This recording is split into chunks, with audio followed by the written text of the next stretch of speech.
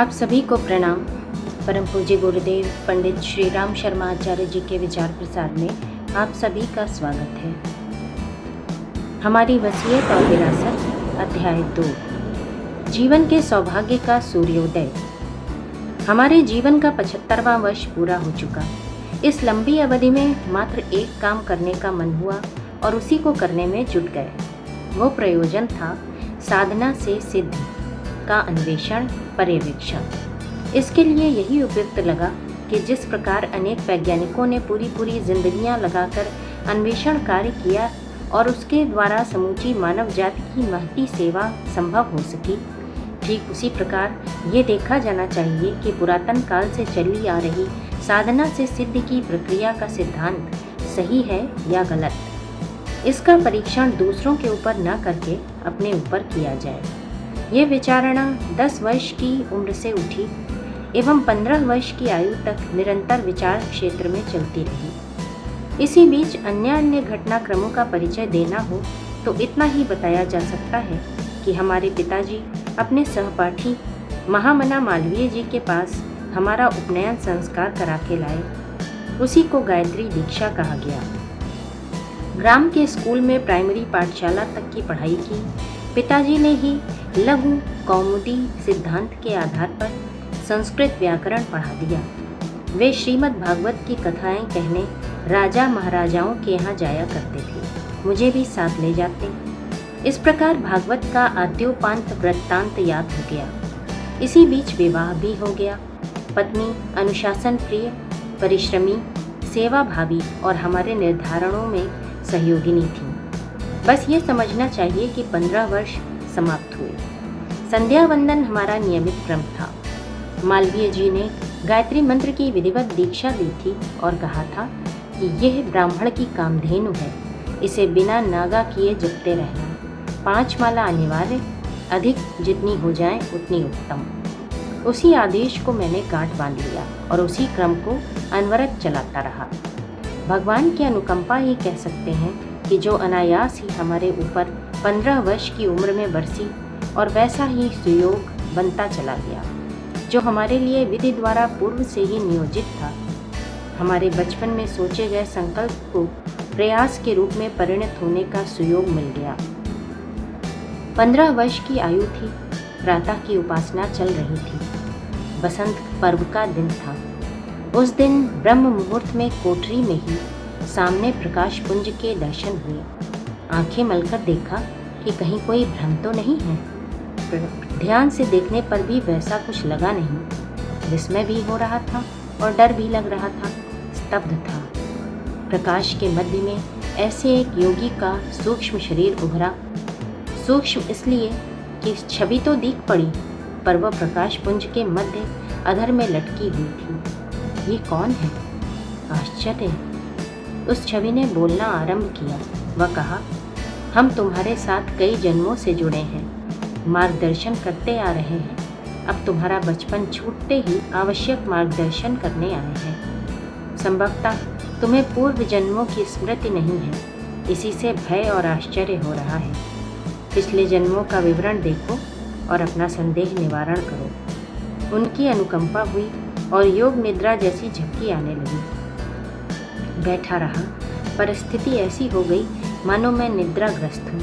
तंद्रा सी आने लगी।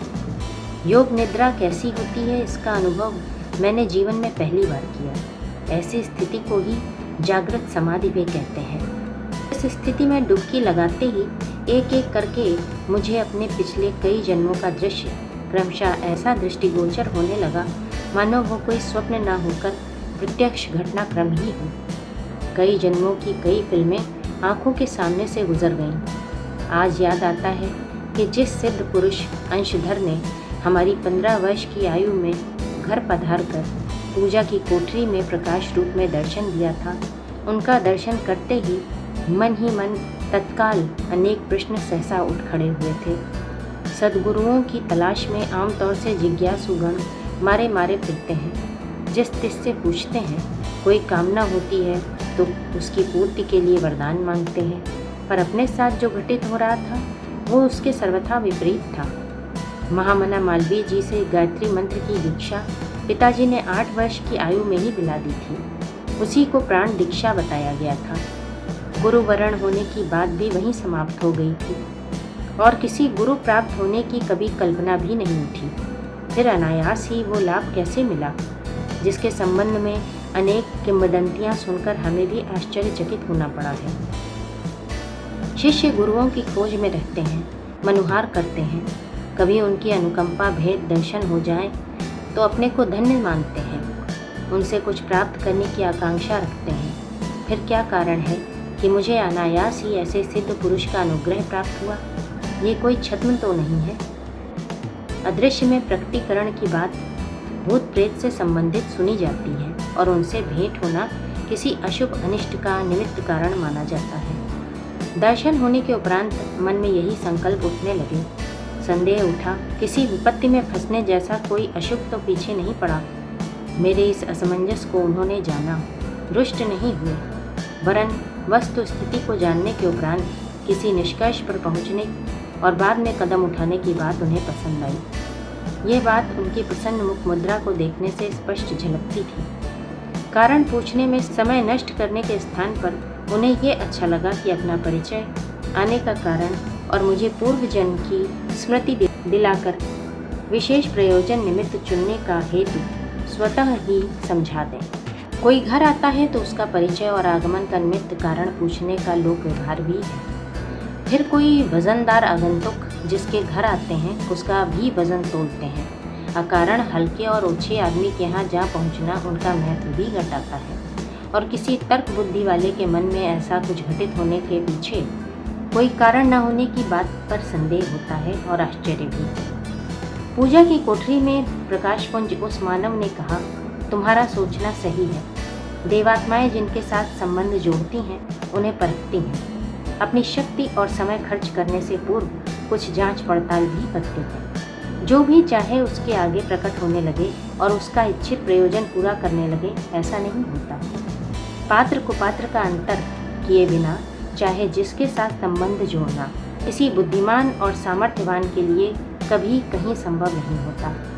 कई लोग ऐसा सोचते तो हैं कि किसी संपन्न महामानव के साथ संबंध जोड़ने में लाभ है, पर ये भूल जाते हैं कि दूसरा पक्ष अपनी सामर्थ्य किसी निरर्थक व्यक्ति के निमित्त क्यों गंवाएंगे। हम सूक्ष्म दृष्टि से ऐसे सत्पात्र की तलाश करते रहे जिसे सामयिक लोक कल्याण का निमित्त कारण बनाने के लिए प्रत्यक्ष कारण बताएं। हमारा यह सूक्ष्म शरीर है। सूक्ष्म शरीर से स्थूल कार्य नहीं बन पड़ते। इसके लिए किसी स्थूल शरीरधारी को ही माध्यम और शस्त्र की तरह प्रयुक्त करना पड़ता है। यह विषम समय है। इसमें मनुष्य का अहित होने की अधिक संभावनाएं हैं। उन्हीं का समाधान करने के निमित्त तुम्हें माध्यम बनाना है। जो कमी है उसे दूर करना है, अपना मार्गदर्शन और सहयोग देना, इसी निमित्त तुम्हारे पास आना हुआ है। अब तक तुम अपने सामान्य जीवन से ही परिचित थे, अपने को साधारण व्यक्ति ही देखते थे। असमंजस का एक कारण ये भी है। तुम्हारी पात्रता का वर्णन करें तो भी कदाचित तुम्हारा संदेह निवारण ना हो। कोई किसी बात पर अनायास ही विश्वास करे, ऐसा समय भी कहाँ है। इसीलिए तुम्हें पिछले 3 जन्मों की जानकारी दी गई। सभी पूर्व जन्मों का विस्तृत विवरण जन्म से लेकर मृत्यु पर्यंत तक का दर्शाने के बाद उन्होंने बताया कि किस प्रकार वे इन सभी में हमारे साथ रहे और सहायक बने। वे बोले, ये तुम्हारा दिव्य जन्म है। तुम्हारे इस जन्म में भी सहायक रहेंगे और इस शरीर से वो कराएंगे जो समय की दृष्टि से आवश्यक है। सूक्ष्म शरीरधारी प्रत्यक्ष जन संपर्क नहीं कर सकते और न घटनाक्रम स्थूल शरीरधारियों द्वारा ही संपन्न होते हैं। इसलिए योगियों को उन्हीं का सहारा लेना पड़ता है। तुम्हारा विवाह हो गया सो ठीक है। ये समय ऐसा है जिसमें एकाकी रहने से लाभ कम और जोखिम अधिक है। प्राचीन काल में ब्रह्मा, विष्णु, महेश, सूर्य, गणेश, इंद्र आदि सभी सपत्नीक थे। 7 ऋषियों की पत्नियां थीं। कारण कि गुरुकुल आरण्यक स्तर के आश्रम चलाने में माता की भी आवश्यकता पड़ती है और पिता की भी। भोजन, निवास, वस्त्र, दुलार आदि के लिए भी माता चाहिए और अनुशासन, अध्यापन, अनुदान पिता की ओर से ही मिलता है। गुरु ही पिता है और गुरु की पत्नी ही माता है। उसी ऋषि परंपरा के निर्वाह के लिए ये उचित भी है और आवश्यक भी। आजकल भजन के नाम पर जिस प्रकार आलसी लोग संत का बाना पहनते हैं और भ्रम जंजाल फैलाते हैं, तुम्हारे विवाहित होने से मैं प्रसन्न हूँ। इसमें बीच में व्यवधान तो आ सकता है, पर पुनः तुम्हें पूर्व जन्म में तुम्हारे साथ रही सहयोगिनी पत्नी के रूप में मिलेगी, जो आजीवन तुम्हारे साथ रहकर महत्वपूर्ण भूमिका निभाएगी। पिछले 2 जन्मों में तुम्हें सपत्नीक रहना पड़ा है। ये सोचना कि इससे कार्य में बाधा पड़ेगी, वस्तुतः इससे आज परिस्थितियों में सुविधा ही रहेगी एवं युग परिवर्तन के प्रयोजन में भी सहायता मिलेगी। वो पावन दिन बसंत पर्व का दिन था। प्रातः ब्रह्म मुहूर्त था। नित्य की तरह संध्या वंदन का नियम निर्वाह चल रहा था। प्रकाश पुंज के रूप में देवात्मा का दिव्य दर्शन, उसी कौतूहल से मन में उठी जिज्ञासा और उसके समाधान का ये उपक्रम चल रहा था। नया भाव जगा उस प्रकाश पुंज से घनिष्ठ आत्मीयता का, उनकी महानता, अनुकंपा और साथ ही अपनी कृतज्ञता का। इस स्थिति ने मन का कायाकल्प कर दिया था। कल तक जो परिवार अपना लगता था वो पराया होने लगा, और जो प्रकाश पुंज अभी अभी सामने आया था वो प्रतीत होने लगा कि मानो यही हमारी आत्मा है। इसी के साथ हमारा भूतकाल बंधा हुआ था, और अब जितने दिन जीना है वो अधिक अवधि भी इसी के साथ जुड़ी रहेगी। अपनी ओर से कुछ कहना नहीं, कुछ चाहना नहीं, किंतु दूसरे का जो आदेश हो उसे प्राणपण से पालन करना, इसी का नाम समर्पण है। समर्पण मैंने उसी दिन प्रकाशपुंज देवात्मा को किया और उन्हीं को न केवल मार्गदर्शक वरन भगवान के समतुल्य माना। उस संबंध निर्वाह को प्रायः 60 वर्ष से अधिक होने को आते हैं। बिना कोई तर्क बुद्धि लड़ाए, बिना कुछ नन नुच किए, उनके इशारे पर एक ही मार्ग पर गतिशीलता होती रही है। संभव है या नहीं, अपने बूते पर यह हो सकेगा या नहीं, इसके परिणाम क्या होंगे, इन प्रश्नों में से एक भी प्रश्न आज तक मन में उठा नहीं। उस दिन मैंने एक और नई बात समझी कि सिद्ध पुरुषों की अनुकंपा मात्र लोकहित के लिए सत्प्रवृत्ति संवर्धन के निमित्त होती है। उनका न कोई सगा संबंधी होता है, न उदासीन विरोधी।